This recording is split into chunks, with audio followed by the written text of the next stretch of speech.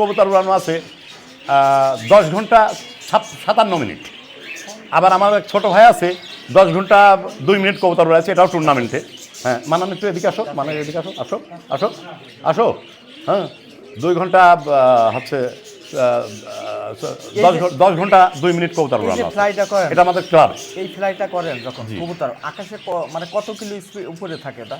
তাই এটা তো ওইভাবে নির্ণয় করা যায় না, এর ভ্যানিশ টাইম আছে। ওরা কখনো মেঘের ভিতরে ঢুকে পড়ে, মেঘের ভিতরে ঢোকে, এরকম একটা নিয়ম আছে। সুপার টিপ, তারপরে টিপ বলে, মধ্য আকাশ, নিচ আকাশ, ভ্যানিশ, এরকম নিয়ম কারণ আছে।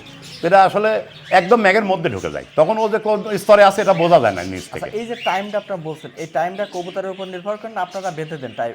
না না না, কবুতরের উপরে, কবুতর যতক্ষণ ওড়ে, কিন্তু টাইমটা আমরা নির্ধারণ করি যে হয়তো রাত 8টার পর্যন্ত আমরা থাকতে পারবো, এরপরে যাই যদি কবুতর থেকে যায় ডিসকোয়ালি হয়ে গেল, ওই কবুতরটা পরে আর যতই দম করুক আর কোনো নিয়ম নেই। এরকম একটা টাইমের মধ্যে আছে যে কবুতর ব্যাক আসছে না। হ্যাঁ হ্যাঁ, অনেক অ্যাভেলেবেল। আমরা টুর্নামেন্টের দিন হারাই, ট্রেনিংয়ের সময় হারাই। বাজ পাখি বলে একটা পাখি আছে, কবুতর ধরে উড়ান্ত অবস্থায় খাই। তারপর আপনার ভ্যানিশ টাইম থেকে ম্যাগে চলে যায় কবুতর। তা টুর্নামেন্টের দিন 5টা উড়াইছি, 5টায় ম্যাগে চলে গেছে, একটাও নামিনি, ডিসকোয়ালি হয়ে গেছে, এমন হয়। এটা আছে গিরিবাজ কবুতরের ক্ষেত্রে। আর রেসার কবুতরের ক্ষেত্রে এটা দূর থেকে ছাড়া হয়, জায়গা নির্ধারণ করা হয় কোথা থেকে এবং কত কিলো ছাড়া হবে। যেমন কুমারখালী খেলা হয়েছিল এবার বাংলা বান্দা থেকে 465 কিলো গুগলে, এবং কবুতর ম্যাক্সিমামই চলে এসছে, হয়তো 2টা মতো কবুতর মিসিং ছিল, পরে এসছে। এটা নিয়মের মধ্যে সব এসছে। এমন আছে যে মানে দেশের বাইরে ক্রস করে চলে গেছে?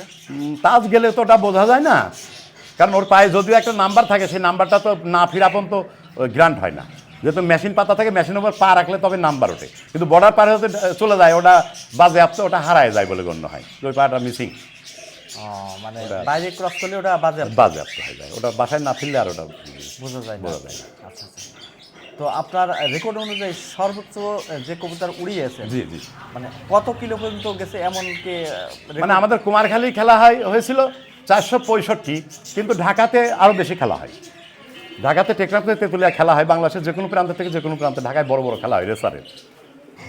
আমাদের খেলা হয়েছে কুমারখালীতে 465 পর্যন্ত। তো আপনার ইচ্ছাটা কি?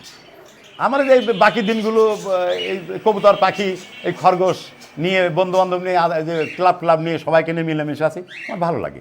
আর বাইরে কোথাও অন্যান্য ব্যবসা বাণিজ্যতে হয়তো এগুলো ছেড়ে দিয়ে যাবো এমন কোনো চিন্তাভাবনা এই বয়স আর নেই। এটা নিয়ে বাকি দিনটা কাটাবো, আল্লাহ যে কদিন রাখে।